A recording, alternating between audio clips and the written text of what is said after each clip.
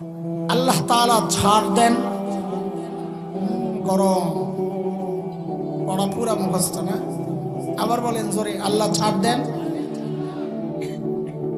এখন এমন মুখস্থ করছেন আপনারা, এখন যে আমি আর বিরুদ্ধে বলি তো আপনারা তো মাইনা নিবেন না, ঠিক না? কারণ এটা দিল আর দিমাগের মধ্যে বসাইছেন তো এই কথা। কিন্তু আমাদের বড়রা বসা আছে, এই কথাটা ইমানদার সরাসরি বলবে এটা হয় না। এই কথা আল্লাহ কাফেরদের ব্যাপারে বলেছেন, ফামাহিলিল কাফিরিনা আমহিলহুম রুওয়াইদা। নবী আপনি কাফেরদেরকে একটু ছাড় দেন, আমিও একটু দিয়ে রাখছি। ইমানদারদের ব্যাপারে ইমানদাররা আর একটু আশাবাদী হবে। সেটা হইল বহু গুনাহ আল্লাহ এমন আছে, আল্লাহ বলেছেন বহু গুনাহ আমি ছাড়ও দেই, ছেড়েও দিই। ওলামারা বলুক, আল্লাহ বলেন নাই ওয়াফু আন কাসির, ওয়াফু আন কাসির, বহু জনকে বহু জনের গুনাহকে আমি আল্লাহ এমনি ছেড়ে। তাহলে এখন আরেকটা পড়া মুখস্থ করেন, আগেরটা ভুলার দরকার নাই, আমি আগেরটারে কাটতেছি না। নতুন আরেকটা পড়া মুখস্থ করে বলেন, আমার আল্লাহ ছাড়ও দেন, ছেড়েও দেন। বলেন বলেন। এই যে ব্যাখ্যাটা বাইর করলাম, ঠকছেন না জিতছেন? হ্যাঁ, যদি খালি ওইটাই পড়া শিখায় দেওয়া হয় যে আল্লাহ ছাড় দেন ছেড়ে দেন না, তাহলে কারো আর বাঁচার উপায় নেই। এই যে একটা রাস্তা বাইর হলো যে না আমার আল্লাহ ছাড়ও দেন, আলহামদুলিল্লাহ গণ। এই একরকম গুনাহ আছে আমাদের যেগুলো আল্লাহ ছাড়ও দেন, ছেড়েও দেন। আরেক রকমের গুনাহ আছে যে গুনাহগুলো আল্লাহ নেক আমলের দ্বারা মিটায়া দেন। وأقم الصلاة طرفي النهار وزلفا من الليل إن الحسنات يذهبن السيئات। বহু নেক আমল গুনাহকে মিটায়া দেয়। যেমন একটা হাদিস শোনাই, নবী বলেছেন সাল্লাল্লাহু আলাইহি ওয়াসাল্লাম, মান হাজ্জা লিল্লাহ ফালাম ইয়ারফুস ওয়া লাম ইয়াফসুক রাজাআ কায়াউমিন ওয়ালাদাতহু উম্মুহু। নবী বলেন, যে ব্যক্তি আল্লাহর জন্য হজ করে, কার জন্য? কার জন্য হজ? কার জন্য করে? তো হজ তো আল্লাহর জন্যই করে। তো নবী আবার এটা বলার দরকার কি যে ব্যক্তি আল্লাহর জন্য হজ করে? বুঝা গেল এখানে একটা ঝামেলা আছে। কেউ কেউ এমন হবে যে আল্লাহর জন্য হজ করে না। এই গ্রুপ না থাকলে এই কথা বলার দরকার ছিল না। বলে এরা কারা? বলে এই সমাজে অভাব নাই। হজের আগেও দাড়ি কাটতো, হজের পরও আয়সা কাটে। হজের আগেও সুদ খাইতো, হজের পরেও খায়। হজের আগেও ঘুষ খাইতো, হজের পরেও খায়। হজের আগেও সন্ত্রাসী ছিল, হজের পরেও সন্ত্রাসী। তোর হজ করে লাভ হইল কি? নামটা পাল্টাইছে। আগে আসিল ঘুষখোর, এখন আলহাজ ঘুষখোর। আগে আসিল সন্ত্রাসী, এখন কথা বলে না। আগে আসিল সুদখোর, এখন আলহাজ। এর দুটি পার্থক্য। কিন্তু নবী বলেন, কারো হজ যদি এমন হয় আল্লাহর জন্যে গুনাহমুক্ত, সে যখন বাড়িতে আসে তার এই হজ তার জীবনের গুনাহগুলো এমন ভাবে মিটায় যেন আজকেই তার মা তাকে জন্ম দিয়েছেন, এইরকম পবিত্র আল্লাহ বানায় দেয়। তাহলে 2 নম্বর পাইলাম, আমাদের এমন অনেক গুনাহ আছে যেগুলো নেক আমলের দ্বারা কি হয়ে যায়? মাফ হয়ে যায়। কটা গেল? 1 নম্বর, যেই গুনাহ আল্লাহ ছাড়ও দেন। 2 নম্বর, যে গুনাহ নেক আমলের দ্বারা আল্লাহ মিটায়া দেন। 3 নম্বর এক রকমের গুনাহ, যেই পড়া আপনারা মুখস্থ করছেন, যেই গুনাহগুলো সম্পর্কে আল্লাহ বলেছেন আমি ছাড় দিলেও ছেড়ে দিব না, ওটাও আছে। সেই গুনাহ কোনটা সেটা পরে, আগে আপনাদেরকে জিজ্ঞেস করি। এই যে 3 প্রকারের গুনাহ বললাম, 1 আল্লাহ ছাড়ও দেন, ছেড়েও দেন। 2 আল্লাহ নেক আমলের দ্বারা মিটায়া দেন। 3 আল্লাহ বলেছেন ছাড় দিলেও ছেড়ে দিব না। আপনারা বলেন তো আপনাদের জন্য এই 3 প্রকারের গুনার মধ্যে কোন ধরনের গুনাহ সবচেয়ে মারাত্মক? নাম্বার কন, জোরে কন, আরো জোরে, বুঝছেন তো নাকি? তাইলে এবার বলেন সেই গুনাহ চেনা দরকার কিনা? হ্যাঁ, বাঁচা দরকার। এই আমরা এই এখন আইসা আজকের আলোচনার বিষয় ঠিক করলাম যে দুইটা বিষয়ে ছোট্ট করে কথা বলতে চাই। কোন গুনাহ যেগুলো আল্লাহ ছাড় দিল, ছেড়ে দেন না, আর ওই গুনাহ থেকে বাঁচার উপায় কি? সেই গুনাহ চিনব, বাঁচার উপায় শিখবো ইনশাআল্লাহ। বলেন আজকের আলোচনা কি সবক? দুইটা একটা সবক, ছোট্ট সবক। বলেন সেই গুনাহ চিনব, বাঁচার উপায়। সেই গুনাহ সম্পর্কে আল্লাহ বলেছেন, আমি কোরআন আল কারীমের সূরাতুল বাকারার যে আয়াতটা পড়েছি না, ওই আয়াত আল্লাহ বলেন, বালা মান কাসাবা সাইয়্যাতান ওয়া আহাতাত বিহি খাতিআতু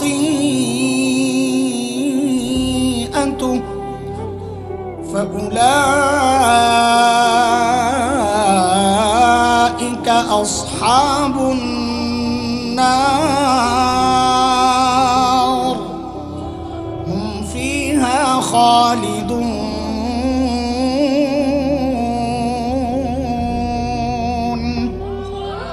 আমি আয়াতের তর্জমা করব, শুধু আল্লাহ কি বলেছেন সেটা বলতেছি। আহাতাত বিহি খাতিআতু, আল্লাহ বলেন যে গুনাহ বান্দাকে ঘিরে নেয়। ঘিরে নেয় মানে তো মুফাসসিররা বলেন যে গুনায় বান্দা ফেঁসে যায়, ছাড়তে পারে না। আরো সহজে বললে যে গুনাহ বান্দার জন্য নেশার মতো হয়ে যায়, নেশা যেমন ছাড়তে পারে না, যে গুনাহ বান্দা নিয়মিত করে ছাড়তে পারে না। বলে সেই গুনাহ কোনটা? বলে সেই গুনাহ আমার একটা হইতে পারে, আপনার আরেকটা হইতে পারে, ওর আরেকটা হইতে পারে, তার আরেকটা হইতে পারে, সবার একটাই হবে এটা জরুরি না। কেউ হয়তো মিথ্যা কথা নিয়মিত বলে, ছাড়তে পারে না। কেউ মদ খায় নিয়মিত, ছাড়তে পারে না। কেউ ঘুষ খায় নিয়মিত, ছাড়তে পারে না। কেউ জিনা করে নিয়মিত, ছাড়তে পারে না। এক একজনের এক একটা।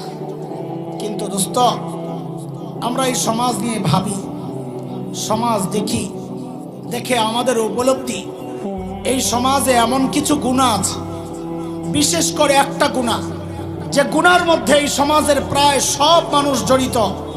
নারীও জড়িত, পুরুষও জড়িত, জুয়ানও জড়িত, বুড়াও জড়িত, আমার মতো এইরকম দাড়ি টুপিওয়ালা কোনো মাওলানাও জড়িত, কোনো ইমামও জড়িত, মুসল্লিও জড়িত, কোনো পীরও জড়িত, কোনো মুরিদও জড়িত, আরে এমনকি ছোট্ট বাচ্চাটাও জড়িত। সেই গুনাহটার নাম হচ্ছে টাচ মোবাইলের গুনাহ। পারলে অস্বীকার করেন না? হ্যাঁ, প্রায় সবাই এর গুনাহে জড়িত, ছাড়তে পারি না, চাইলেও ছাড়তে পারি না। একটু পর পর মন চায় ফোনটা দেখি, কিছুদিন পর দিয়ে ফোন দেয়, কি দেওয়া তো দেখি নতুন আপডেট কিছু আইছে কিনা, লাইক কয়টা পাইলাম। যে গুনায় প্রায় সবাই জড়িত। এছাড়া আরো 3টা গুনাহ আছে এই সমাজে, আমি দেখি আর কি, যেগুলোর মধ্যে এই সমাজের 2টার মধ্যে এই সমাজের অধিকাংশ পুরুষ জড়িত, একটার মধ্যে অধিকাংশ পর্দানশীল নারী জড়িত, পর্দা করে তাও গুনায় জড়িত। সেই 2টা গুনাহ কি, যে 2 গুনায় অধিকাংশ পুরুষ জড়িত? একটা হচ্ছে অধিকাংশ পুরুষ এই সমাজের দাড়ি কাটার গুনায় জড়িত। এই মজলিস দেখলে বোঝা যাবে না, রাস্তাঘাটে, হাটে ঘাটে, মাঠে যায় দাঁড়ায় দেখেন অধিকাংশ পুরুষ দাড়ি কাটে। 2 নাম্বার, অধিকাংশ পুরুষ এই সমাজের টাকনুর নিচে কাপড় পরার গুনায় জড়িত। দাঁড়ায় দেখেন, বিশ্বাস না। এই 2টা গুনার মধ্যে এই সমাজের অধিকাংশ পুরুষ জড়িত। মেয়েদের জন্য একটা গুনাহ, যে গুনাহ এই সমাজের অধিকাংশ নারীরা জড়িত। তাও কোন নারী? যারা পর্দা করে। পর্দা যারা করে না ওদের হিসাব আলাদা, ওরা তো সারাক্ষণ গুনাতে আছে। কিন্তু পর্দা কইরাও গুনাতে জড়িত, এটা তো একটা ভয়ঙ্কর কথা। এটা কি? দেখেন পর্দার যে বিধান আছে, সূরা নূর 18 নম্বর পারার সূরা নূর 30 নম্বর আয়াতে পুরুষদের পর্দা সম্পর্কে বলা হয়েছে। 31 নম্বর আয়াতে মেয়েদের পর্দা সম্পর্কে বলা হয়েছে। ওই জায়গায় আল্লাহ পর্দার যেন একটা উদ্দেশ্য বলে দিচ্ছেন, যে পর্দার মূল বিষয়টা কি। তো আল্লাহ বলছেন ওয়ালা ইউবদিনা জিনাতাহুন্না, মেয়েরা যেন তাদের সৌন্দর্য প্রকাশ না করে। কাজেই কোন নারী যদি ছালার চট গায়ে দিয়া নিজের সৌন্দর্য গোপন করে, তো ইসলামী শরিয়া বলবে সে শরিয়া অনুযায়ী পর্দা করেছে। কোন নারী যদি নিজের ঘরের থেকে একটা কাঁথা মুড়ো দিয়া নিজের সৌন্দর্য গোপন করে, তো ইসলামী শরিয়া বলবে সে শরিয়া অনুযায়ী পর্দা করেছে।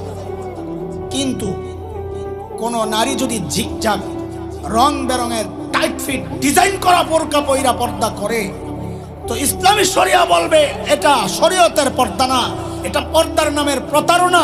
কারণ পর্দার মূল উদ্দেশ্য সৌন্দর্যকে গোপন করা। আজকালকার অধিকাংশ বোরকা সৌন্দর্য গোপন করে না, বরং সৌন্দর্যকে ওপেন করে আর প্রকাশ করে।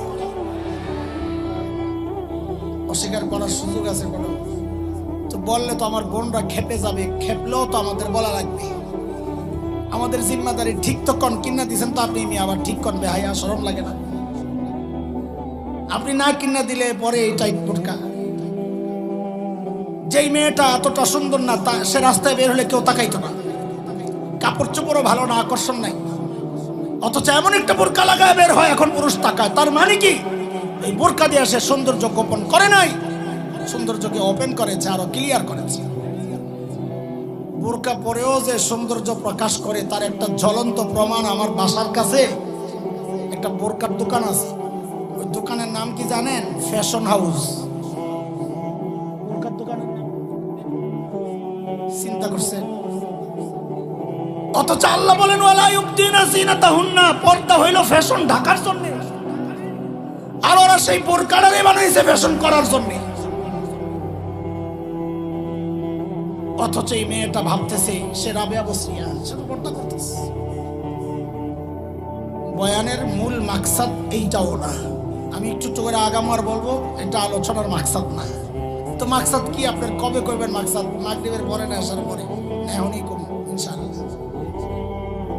এই যে চারটা গুনাহ বললাম না, এই সমাজের অধিকাংশ মানুষ যে গুনায় জড়ায়া, কিন্তু আফসোস আর দুঃখের বিষয় হচ্ছে এই চারটা গুনাহকে এই সমাজের অধিকাংশ মানুষ গুনাহই মনে করে না। দোস্ত, গুনাহ করাটা অবশ্যই অপরাধ, কিন্তু মনে রাখবেন গুনাহকে গুনাহ মনে না করা গুনাহ করার চেয়ে আরো বেশি অপরাধ। বলে গুনারে গুনাহ মনে করে না এমনও কি আছে? আছে, দেখবেন তো। দেখেন, শোনেন, এই বলা ভাই,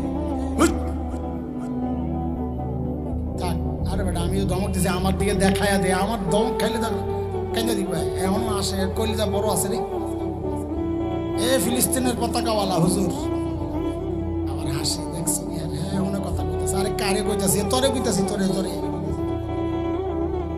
এমনও আসে তো হাসি, পেটটা ভরা, খালি বাইরে যায়। হেফসখানায় ঢুকছো নি? ঢুকছো? আচ্ছা,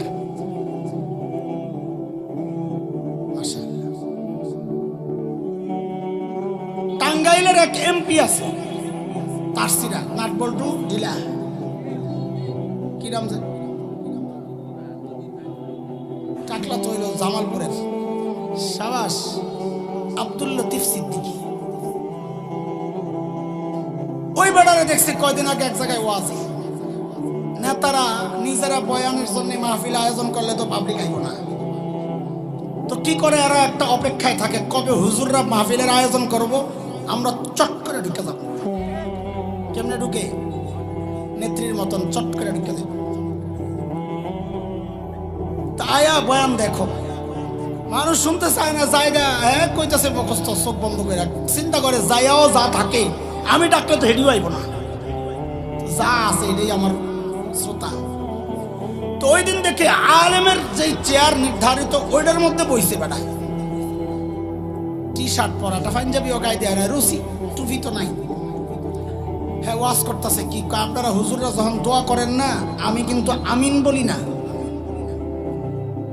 আমি মনে করছি আরে মনে হুজুর গোপরে ভরসা নাই, এজন্য আমিন কয় না। পরে কারণ শুনে আমি পাইছি আমার দলিল যে গুনারে গুনাহ মনে করে না। হ্যাঁ কি কয়? আমি আমিন কেন বলি না? আপনারা বাচ্চাদেরকে শিখান গুনাহ করলে আল্লাহর কাছে মাফ চাইতে, কিন্তু আমি এভাবে বইয়ের মধ্যে থাপড়াই আর কয় আমি জীবনে কোনো পাপ করি নাই, জীবনে কোনো পাপ করি নাই, অথচ দাড়ি নাই একটাও। তার মানে কি এই গুনাহকে সে গুনাহ মনে করতেছে না, এই জন্য বলে জীবনে কোনো পাপ করি নাই। অদুস্ত সংক্ষেপ কথা, গুনাহকে গুনাহ মনে না করা গুনাহ করার চেয়েও মারাত্মক। কেন? এটা একটু সংক্ষেপে শোনেন। আল্লাহ তাআলা হযরত আদম আলাইহিস সালামের সাথে ইবলিসের গন্ডগোলের পর ইবলিসকে কি করছেন? আল্লাহ তাড়াইয়া দিয়েছেন। জানেন না? কথা বলে না? জানেন না? জানেন না? ওই তাড়াইয়া দেওয়ার সময় ইবলিস আল্লাহর কাছ থেকে 3টা জিনিস মঞ্জুর করাইছিল। কয় জিনিস? ইবলিস কিছু চাইছে, তো কার কাছে চাইছে? আমার সাথে সাথে সাথে জবাব না দিলে কথা লম্বা হয়ে যাবে, আমি তাড়াহুড়া করতে চাইতেছি যেন কথাটা শেষ করতে পারি। কয় জিনিস চাইছে ইবলিস? 1 নাম্বার, রব্বি আনজিরনি ইলা ইয়াউমি ইউবআসুন,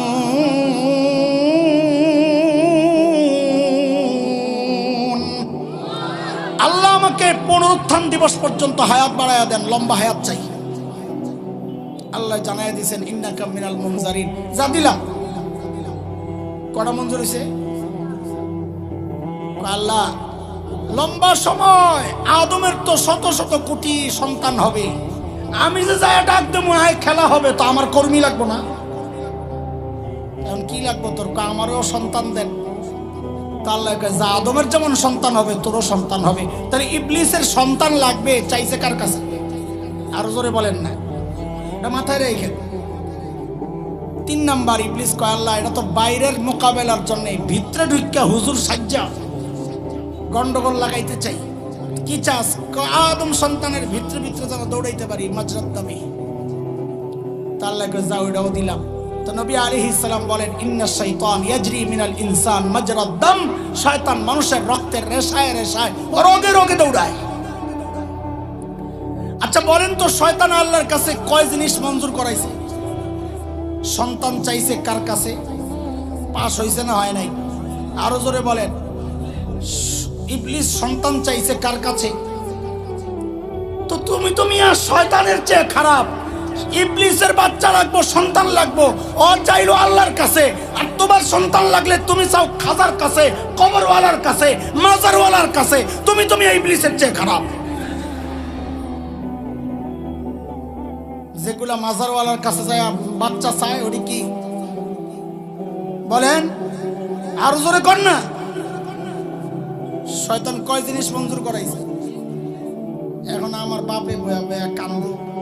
আমার বাপ কেনা? আমরা কার সন্তান? জোরে বলেন না। খালি আদম কয়েন না, সাথে নবী লাগাইয়েন। বলেন কার সন্তান?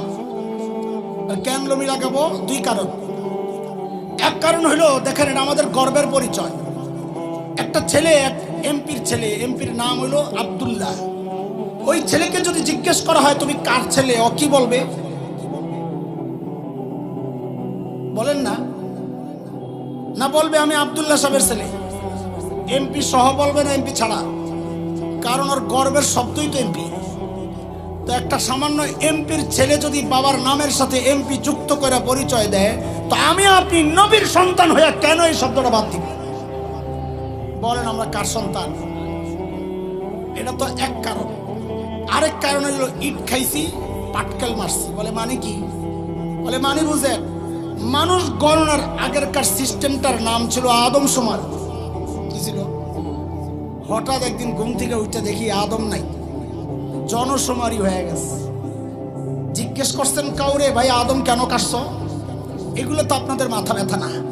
আপনাকেও মাথা ব্যথা হইলো, পেঁয়াজের দাম বাইরে গেছে, চলবো কেমনে, খাবো কেমনে? ঠিক না? ওরা আদম কাটছে কারণ ওকে মাথায় বিজ্ঞানের নামে শয়তানি কোলায় খাওয়াই দিছে কিছু শয়তান, যে আসলে আমরা কি আদম সন্তান না বানরের সন্তান। এই পেসপুস লাগার কারণে আদম কেটে দিচ্ছে। এক কুলাঙ্গারকে দেওয়া হয়েছিল সিলেবাস ঠিক করার জন্য। ওই মুসওয়ালা শয়তান বিজ্ঞানের নামে এই আবর্জনা আমার সন্তানকে খাওয়ানোর চেষ্টা করেছিল যে আমরা বানরের সন্তান।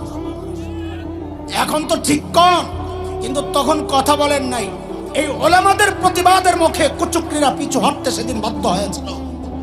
কিন্তু আমাদের মনের কষ্ট আক্ষেপ, এই প্রতিবাদ ওলামারা কেন করবে? ওলামাদের সন্তান এই ঘোড়ার ডিমের সিলেবাস পড়ে না, পড়বে না। তারা তো কলা কলা রাসূলুল্লাহ পড়বে। প্রতিবাদ তো আপনাদের করার কথা ছিল, কারণ এই সিলেবাস আপনাদের সন্তানরা পড়ে। হ্যাঁ, প্রতিবাদ তো করেন নাই, বরং কোন কোন পোড়া কপালে এই প্রতিবাদী আলেমদের বিরুদ্ধাচরণ করেছেন। কোন কোন পোড়া কপালে এই প্রতিবাদকে রাজনৈতিক বক্তব্য আখ্যা দিয়েছেন। দোস্ত, সব জায়গায় রাজনীতি টাইনেন না। এটা রাজনীতির ব্যাপার না, এটা আমার ঈমানের ব্যাপার, এটা আমার বিশ্বাসের ব্যাপার, এটা আমার আকীদার চেতনার ব্যাপার। আকাশে কিন্তু শকুন রয়ে গেছে, এখনো একটারে কোপ দিছেন, বাকিগুলা পাথরের নিচে লুকাইছে সাপ, আর উপরেও ঘুরতেছে। যে কোনো মুহূর্তে এমন অস্তিত্বে আঘাত আনার মতো আবারও চক্রান্ত হইতে পারে। যদি হয় এটা অস্তিত্বের ব্যাপার, যদি হয় আলেমদের থেকে বিচ্ছিন্ন না হইয়া আলেমের হাতে হাত রাইখা কাঁধে কাঁধ মিলাইয়া মুষ্টিবদ্ধ হাত উঠাইয়া একসাথে উচ্চারণ করতে হবে, বাংলাদেশে নাস্তিকতার চর্চা করতে দেওয়া হবে না, দেওয়া হবে না।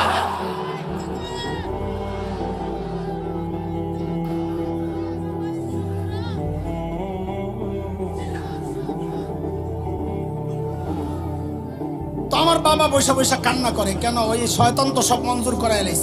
মনে আসেনি কথা? আবার চিল্লান দিয়ে ভুলে গেছেন। তা আল্লাহকে কান্দেন কেন? সব তো দিয়ে দিছেন, আমারেও কিছু দেন না, আমি পোলাপান নিয়ে কেমনি সংসার করব? তো আল্লাহ বলে, যান, আপনারও একটা দিলাম। কি বলে? আপনার সন্তান নেকি করবে একটা, আমি আমল নামায় উঠাইয়া দেবো 10টা। গুনাহ করবে একটা, উঠবে একটা। মান জাআ বিল হাসানাহ ফালাহু 10 আমসালিহা ওয়া মান জাআ বিস সাইয়্যাহ ফালা ইউজজা ইল্লা মিসলাহা। বলেন, নেকি একটা উঠবে কয়টা? গুনাহ একটা উঠবে কয়টা? আমার বাপে কান্দে। কি কান্দেন কেন? কি সমস্যা?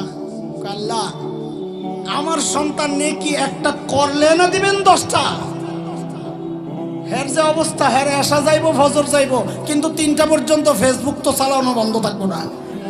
নেকি করলে না 10টা হবে, এত করবো না, এত সারাদিন বইটা টিপবো।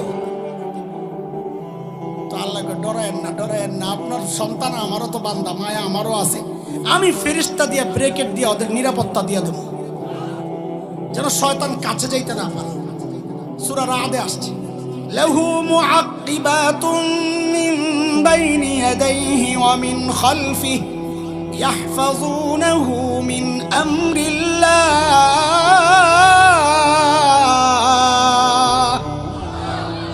নবী আলাইহিস সালাম বলেন, আমরা যেমন খাবার থেকে মাছি তাড়াই, শয়তান ফেরেশতারাও আমাদের চারপাশ থেকে এরকম শয়তান তাড়াইতে থাকে।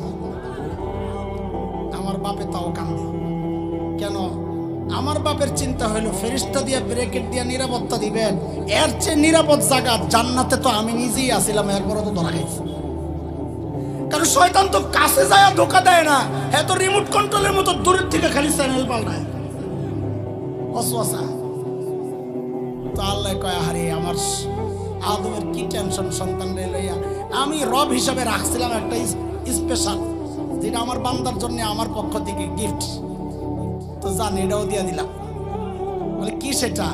বলে, আমার বান্দা আপনার সন্তান গুনাহ করতে করতে করতে করতে জীবন পার, শেষ সময়ও যদি তার অনুভূতিতে আসে আমি ভুল করছি, আর যদি সে আমারে ডাক দিয়া বলে, ও আল্লাহ আমি ভুল করছি, আমি মাফ চাই, তো আমি তার জিন্দেগির সব গুনাহ মাফ করে দেব। এখন আমার বাপ খুশি, এবার ঠিক আছে। কিন্তু আমার বাপের খুশি দেখে শয়তান লাভ দিয়ে উঠছে, সব মাফ করে দিবেন। হ্যাঁ, তো আমার ওই 3 সুযোগ কি জন্য দিয়েছেন? আমি গোড়ার জমিতে করুন, সারা জিন্দেগি করুন মেহনত, আর আপনি সব একবারে মাফ করে দিবেন, তো আমার লাভটা হইল কি? তখন শয়তান একটা হুমকি দিয়েছে। দোস্ত, আমরা আমাদের পয়েন্টে চলে আসছি। কি আলোচনা চলছে? গুনাহ করার চেয়ে গুনাহকে গুনাহ মনে না করা বেশি মারাত্মক। কেন? এই কেনর জবাব। শয়তান তখন দাঁড়ায় আল্লাহকে হুমকি দিয়েছে, ও আপনি আপনার বান্দা তওবা করলে সব মাফ করে দিবেন না, তা আমার কাছেও বিকল্প পদ্ধতি আছে। বলে কি? বলে আমি আপনার সন্তানকে দিয়া এমন গুনাহ করাবো যেন সে তওবা না করে, যেন সে তওবা করলেই তো মাফ করবে, তো তওবা না করে এমন গুনাহ করাবো। মুহাক্কিক আলেমরা পেরেশান হয়ে গেছেন ওই গুনাহ কোনটা যে গুনাহ বান্দা করে কিন্তু তওবা করে না। খুঁজতে খুঁজতে তারা পেয়েছেন, প্রকাশ করেছেন সেই গুনাহ হইল ওই গুনাহ যে গুনাহ বান্দা করে কিন্তু গুনাহকে গুনাহ মনে করে না। বিদআত, যেমন বিদআত এক ভয়ঙ্কর গুনাহ। কেন? কারণ তওবা নসিব হয় না। তওবা তো মানুষ করে গুনারে গুনাহ মনে করলে, বেদাত যে গুনাহ বেদাতই তো মনে করে না, আর গুনাহ মনে করলে তার বেদাতই তো না। বেদাত তো হয় সব মনে করলে, সে যা করতেছে সে মনে করতেছে সব হইতেছে, অথচ গুনাহ হইতেছে, তো সে তওবা কেন করবে? এই জন্য দোস্ত, ওই যে 4টা বিশেষ গুনার কথা বলেছি, শুধু ওই গুনাহ না, সমস্ত গুনাহ থেকে আমাদের বাঁচা উচিত। বাঁচবো কিনা ইনশাআল্লাহ? ছাড়বো কিনা ইনশাআল্লাহ? আলোচনার 2টা পার্ট করছি খুব সংক্ষেপে। এক হইল গুনাহটা চিনবো, ওটা কোন গুনাহ যে গুনাহ বান্দা করে, যে গুনাহ আল্লাহ বলেছেন আমি ছাড় দিলেও ছেড়ে দিব না, এটা কোনটা যে গুনাহ বান্দা নিয়মিত করে। বলেন যে গুনাহ বান্দা, সেই গুনার মধ্যে 4টা গুনাহ দেখাইছি যা বান্দা নিয়মিত করে। মোবাইলের গুনাহ, দাড়ি কাটার গুনাহ, টাকনোর নিচে কাপড় পরার গুনাহ, মেয়েরা ফ্যাশনের বোরকার গুনাহ। এখন বলেন তো ছাড়বো কিনা গুনাহ? ইনশাআল্লাহ। তো আমাদের একটা অভিযোগ আছে সবার প্রায়, যে গুনাহ ছাড়তে চাই ছাড়তে পারি না। এই সমস্যা তো নান্দাইলে নাই, কি বলে আছে? ছাড়তে চাই ছাড়তে পারি না, ও এটা সব জায়গার সমস্যা না, কমন সমস্যা আরেকটা পাওয়া গেছে, যে গুনাহ ছাড়তে চাই, কথা বলে না। তো আমাদের বড়রা আমাদের সাথে আমাদেরকে শিখাইছেন কোরআন হাদিস থেকে, যে এইভাবে এইভাবে চলো তো গুনাহ ছাড়া তোমার জন্য সহজ হয়ে যাবে। সময় নাই, আমি এমন একটা কথা আপনাদেরকে শোনাই যে এইভাবে চলেন গুনাহ ছাড়া সহজ হবে, বিশেষ করে যুবকরা খেয়াল করো। আচ্ছা, আমি আপনি যখন গুনাহ করি দুনিয়ার কেউ না দেখলেও একজন দেখেন, তিনি কি? আরো জোরে চিৎকার করে সবাই বলেন একসাথে আল্লাহ। ঠিক আছে, কিন্তু এই জায়গায় জবাবে আল্লাহ বলবো না, কি বলবো? বলে এই প্রসঙ্গের সাপোর্টে যে আয়াতটা আমি আনবো সূরা ইনফিতারের, ওই আয়াতে আল্লাহ নিজের একটা পরিচয় দিয়েছেন, আমরা ওই শব্দটা আনবো। বলেন আমার সাথে, তিনি হচ্ছেন রব্বে করিম। কে কে? আমরা যখন গুনাহ করতে আগাই কে দেখতে থাকেন? সবাই বলেন কে? তিনি শুধু দেখেন না, তিনি ডাকতেও থাকেন, এই এই এই গুনাহ কেন করস? আমাদের মুরব্বীরা আমাদেরকে ভুল করলে ডাকতেন না, এটা কেন করস? তো রব্বে করিমও ডাকতে থাকেন। কি বলে সূরা ইনফিতারে আল্লাহ বলেন, ইয়া আইয়ুহাল ইনসান মা গররাকা বিরাব্বিকাল কারীম।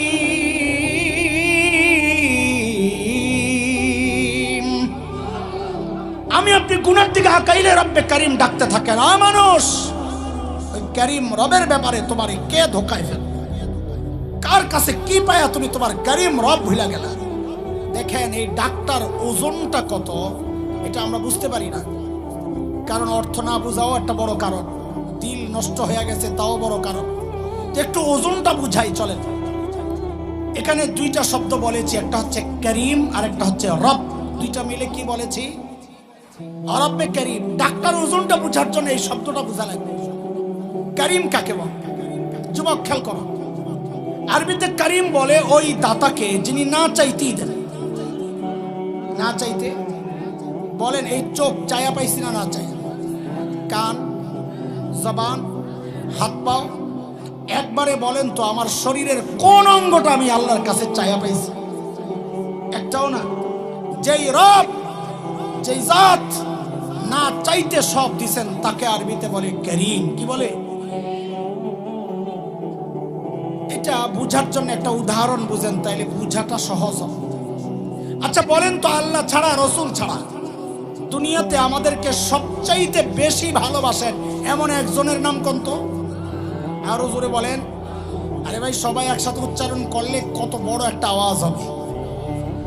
কেন কেন আমগো মা নাই?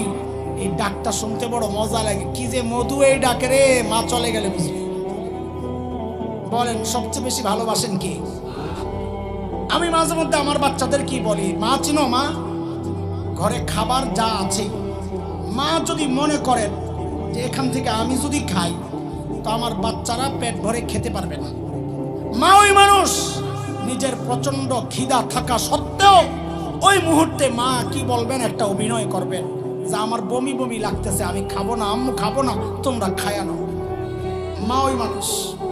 ঘরে আপেল আছে 3টা, বাচ্চাও 3টা, মা ওই মানুষ ওই মুহূর্তে বলবে আপেল আমার পছন্দ না, তোরা খায়া নে, অথচ মন চাচ্ছে একটা কামড় দিই। মা ওই মানুষ। সারা জিন্দেগি আমার আর তোমার সাথে এই স্যাক্রিফাইস যিনি করেছেন তার নাম, আরে ওই জন্যই তো ওলামারা মা আর বাবার মাসআলা আলাদা করেছে। কি মাসআলা?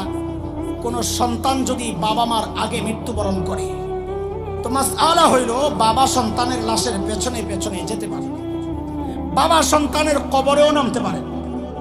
বলে কেন, বাবার কলিজায় মায়া নাই? বলে আছে। বাবাও চিৎকার করে করে কান্না করবেন, কিন্তু বাবাকে আল্লাহ ওই হিম্মত আর মনোবল দিছেন, বাবা সন্তানকে দাফন করে উপরে ওঠার মতো শক্তি সামর্থ্য রাখে। কিন্তু কোন মায়ের জন্য সন্তানের লাশের পেছনে যাওয়া চলবে না, কোন মায়ের জন্য সন্তানের কবরে নামা চলবে না। কেন? দুনিয়ায় এমন কোন মা নাই যে সন্তানকে দাফন করার জন্য কবরে নামে সন্তানকে শোয়া নিজে সুস্থ অবস্থায় উপরে উঠবেন, এমন কোন মা দুনিয়ায় নাই। সন্তানদের শোয়া দিয়া নিজেও লাশ হয়ে শুয়ে পড়বে। এরে ভাই বন্ধুরা, আমি জিজ্ঞেস করি, এই যে মার কলিজায় এত মায়া, এত দরদ, কারণটা কি? মা আমার একটা চোখ বানাইছেন, তাই না? একটা হাত বানাইছেন, তো জিভটা বানাইছেন, কটা আঙ্গুল বানাইছেন, তো একবারে সবাই জবাব দেন, মা আমার কি বানাইছে? হ্যাঁ হ্যাঁ বলেন না, কি বানাইছেন? কিছুই না, কিছুই বানান নাই। অল্প কয়েকদিন ভাড়াটিয়ার মতো পেটে ধারণ করেছেন, হওয়ার পরে লালন করেছেন, কিচ্ছু বানান নাই মা। আমার মা আমার কিচ্ছু বানান নাই, তারপরেও মায়ের কলিজায় এত দরদ আর মায়া, কিচ্ছু না বানায়া এত দরদ এত মায়া। তাইলে যে আল্লাহ আমার চোখ বানাইছেন ওই আল্লাহর কত মায়া, যে আল্লাহ আমার জবান বানাইছেন ওই আল্লাহর কত মায়া, যে আল্লাহ আমার হাত পা দিয়ে আমারে বাঁচায়া রাখছেন, এত এত নিয়ামত দিয়ে বাঁচায়া রাখছেন, ওই আল্লাহর কত মায়া। এর জালিম কত মায়া তুমি কি দেখো না? আমি আর তুমি যখন দরজা বন্ধ করে গুনাহ করি, ভেতরে গুনাহ চলছে, আমার মালিকের কত মায়া। ওই গুনাহ অবস্থায় আমার মালিক দরজার নিচে দিয়া বাতাস আর অক্সিজেন পাঠায়া দেন যেন আমি মইরা না যাই। আমি আপনি যখন গুনাহ করতে থাকি না, মালিক তখন ওই মায়ার ডাক দিতে থাকেন, এই কথাগুলা মনে করায়া দিয়া দিয়া কি, ইয়া আইয়ুহাল ইনসান মা গাররাকা বিরাব্বিকাল কারীম। আরে মানুষ, কে তোকে ধোকায় ফেললো আমার ব্যাপারে? যে চোখ দিয়ে তুই সিনেমা দেখতেছস রে, আরে বান্দা ওই চোখ তো এই গায়ক নায়ক নায়িকা দেয় নাই, আমি করিম রব দিছি, না চাইতে দিছি। যে কান দিয়ে তুই গান শুনতেছস, ওই কান কিন্তু তোর গায়ক গায়িকা দেয় নাই, আমি করিম রব দিছি, না চাইতে দিছি। হ্যাঁ, আমার দেওয়া নিয়ামত দিয়ে তুই আমার নাফরমানি করছস। মা গাররাকা বিরাব্বিকাল কারীম। আরে আমার ব্যাপারে তোরে কে ধোকায় ফেললো? কার কাছে কি পাইয়া তুই করিম রব ভুলে গেলি? বল, মা গাররাকা বিরাব্বিকাল কারীম। আমাদের বড়রা বলে এটা তো আয়াতের স্বাভাবিক তর্জমা, কিন্তু আর ভেতরেরও আরেকটা কথা আছে বড় ওজনওয়ালা। বলে কি সেটা? মালিক যেন এর মধ্যে বলছেন, এরে বান্দা, তোর সন্তান সামনে থাকলে তুই গুনাহ করস না, তোর লজ্জা লাগে? তোর মা বাবার সামনে তুই গুনাহ করস না, তোর লজ্জা লাগে? তুই আমার মাখলুকের সামনে গুনাহ করস না, তোর লজ্জা লাগে? আর আমি করিম রব বলতেছি, আমি তাকায়া তাকায়া তোকে ডাকতেছি, তাও তুই গুনাহ ছাড়স না? আরে কি হইল রে বান্দা, কি হইল? আমার দাম বুঝি তোর কাছে ওই বাচ্চাটার চেয়ে কমে গেল? বাচ্চা তাকায়া থাকলে তুই গুনাহ করস না, আর আমি তাকায়া তাকায়া ডাকতেছি তাও তুই গুনাহ চাস না। আমার দাম বুঝি তোর কাছে আমার মাখলুকের চেয়ে কমে গেল না? বলে মালিক করিম তো ওই সত্তা যিনি না চাইতে দেন, রব তো ওই সত্তা যিনি দিয়ে আমার ওগুলারে পালন করেন। আপনি কি দিয়েছেন? তো আল্লাহ যেন বলেন জালিম কি দিয়েছে, নিজের চেহারার দিকে তাকায়া দেখ। আল্লাযী খালাকাকা ফাসাওয়াকা ফাআদালাক ফি আই সূরাতিন মা শাআ রাক্কাবাক। এরা জালিম, তোর মতো সুন্দর করে আমি কাউরে বানাই নাই। কেমনে গুলারে বাঁচায় রাখছি শুনবি তো? শোন, দেখ কি সুন্দর চোখ লাগাইয়া দিছি, আর উপরে দিয়া দুইটা ঝাড়ু লাগাইয়া দিছি। দেখ, আমি জানি ময়লা এসে নষ্ট হয়ে যাবে, তো ময়লা পড়ার সাথে সাথে আমি ভেতর থেকে পানি বের করে ঝাড়ু দিয়া পরিষ্কার করে দিই। তুই যখন ঘুমায় যাস, আমি রব রক্ষণাবেক্ষণের দায়িত্বে থাকি। তুই ঘুমায় যাস, তোর কোনো খবর থাকে না। আমি রব তোর ওই চোখগুলারে নিরাপদ করার জন্য আমার দায়িত্বে উপর দিয়ে আস্তে করে শাটারটারে লাগাইয়া দিই, যেন তোর চোখটি নিরাপদ থাকে। সেই আমার দেওয়া চোখ, আমার হেফাজত করা চোখ, আমার রক্ষা করা চোখ দিয়া ঘুম থেকে উঠাই তুই আমার নাফরমানিতে লেগে যাস। মা গররাকা বিরব্বিকাল কারীম। দোস্ত, যুবক, এই চিন্তার চেতনা, এই অনুভূতিটা যদি দিল আর দিমাগের মধ্যে বসানো যায়, তো গুনাহ করতে গেলেই দেখবা আওয়াজ আসবে মা গররাকা বিরব্বিকাল কারীম। ও বান্দা, তুই কই আগাইতেছস? কার নিয়ামত দিয়ে তুই কার নাফরমানি করবি? জবাব দে। বাবা, গুনাহ ছাড়ি, দাড়ি চুল পাইকা সাদা, গুনাহ এখনো চলতেছে। জুয়াত, কার কখন ডাক চলে আসে তুমি ভেবো না আল্লাহ তোমারও দাড়ি চুল পাকা পর্যন্ত সময় দিবেন না। কত বাবাকে দেখছি সন্তানের লাশ কাঁদি নিয়ে যাইতেছে। আরে কে জানে এই মজলিসে এমন কেউ থাকতে পারেন, তার খবর নাই, তিনি বসে আছেন এখানে, কিন্তু তার কাফনের কাপড়টা চলে আসছে দোকানে। এই জন্য বলি রে যুবক, আমি পাপী মানুষ, আমার কথাগুলো তোদের হৃদয়ে যদি টাচ না করে, শেষ কথা আমার, আমি বলি তোরা আমার সামনে আয়, তোদের পাওগুলো আমার সামনে মেলে দে, আমি ওই পাউরি জড়া ধরে বসে থাকি, তাও তুই গুনাহ ছেড়ে দে। বাবা, গুনাহ ছেড়ে দে। আল্লাহ সুবহানাহু ওয়া তাআলা আমাদেরকে সব রকমের গুনাহ, যা আল্লাহ এমনও মাফ করেন ওই গুনাহ, যা আল্লাহ নেক আমলের দ্বারা মাফ করেন ওই গুনাহ, যা আল্লাহ ছাড় দিলেও ছেড়ে দেন না ওই গুনাহ, সব গুনাহ থেকে আল্লাহ আমাদেরকে হেফাজত করেন। অতীতের সমস্ত গুনাহগুলো মাফ করে দেন। আমিন। ওয়া আখিরু দাওয়ানা আলহামদুলিল্লাহ।